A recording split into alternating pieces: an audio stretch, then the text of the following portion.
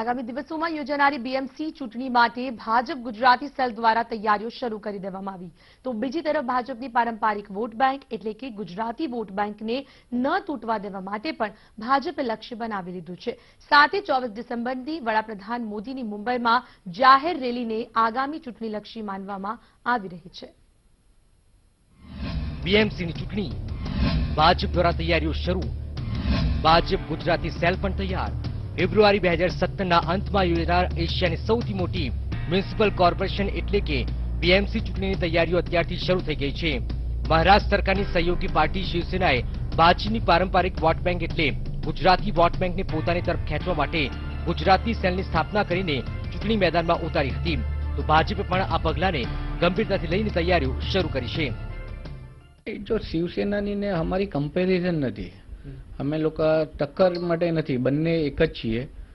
બંને સાથે મળીને કરશે તો બહુ સારું છે, નહીં કરશે તો ગુજરાતી અમુક જો આજે એક ઘરમાં 10 જણ હોય તો 10 જણમાંથી 2 ભાઈ જુદા થાય તો ઘર તો ચાલવાના જ છે ને।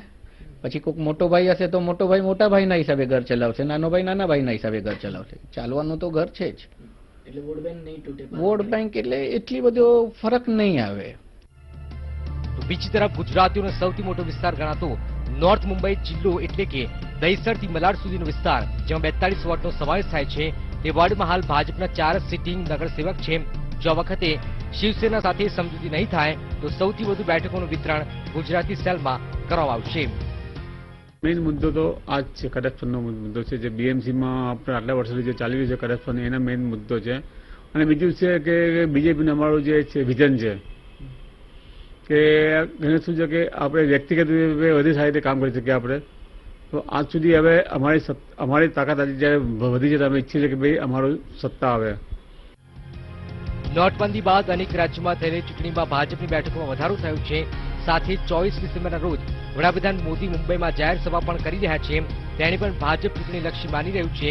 તો હવે જોવાનું એ છે કે બીએમસી ચૂંટણીમાં ભગવો ભાજપનો લહેરાય છે કે શિવસેનાનો। જીતેન વિઠલાની, ETV ન્યૂઝ, મુંબઈ।